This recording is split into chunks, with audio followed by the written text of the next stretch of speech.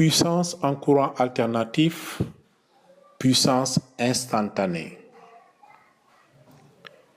Pour un dipôle AB quelconque, la puissance instantanée reçue est définie par P de T égale UAB fois I, la tension multipliée par l'intensité du courant qui le parcourt.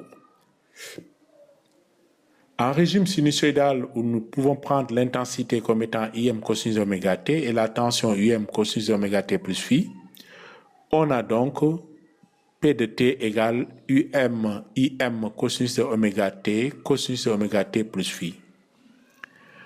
On peut utiliser des relations trigonométriques pour se ramener à une somme de sinusoïdes. P de T égale UM IM cosinus de 2 oméga t plus phi plus cosinus de phi. La notion de puissance moyenne.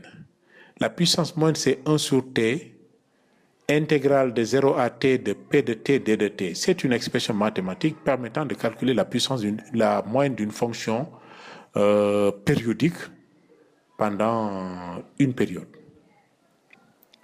Alors, c'est 1 sur t de 0 à t en remplaçant P de t par son expression. L'intégrale de cette fonction donne UM/IM sur 2 cosinus de phi. Donc, la puissance moyenne, c'est UM/IM sur 2 cosinus de phi.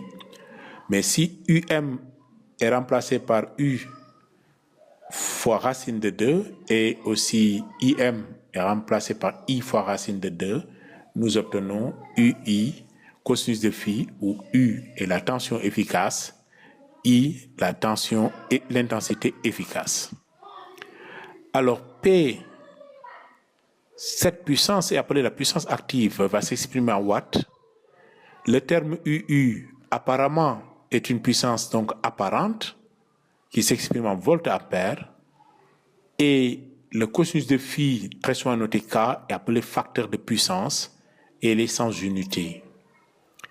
Donc, si nous résumons pour un dipôle RLC, dans ce tableau, nous pouvons remarquer qu'il y a la bobine, la capacité, le résistor, où les déphasages de la tension par rapport à l'intensité sont pour la bobine pi sur 2, pour le condensateur moins pi sur 2, pour le résistor 0. Donc, cosinus de pi sur 2, c'est 0. Cosinus de moins pi sur 2, c'est 0. Donc, seul un résistor consomme de la puissance. Donc, une bobine pure, un condensateur ne consomme pas de puissance.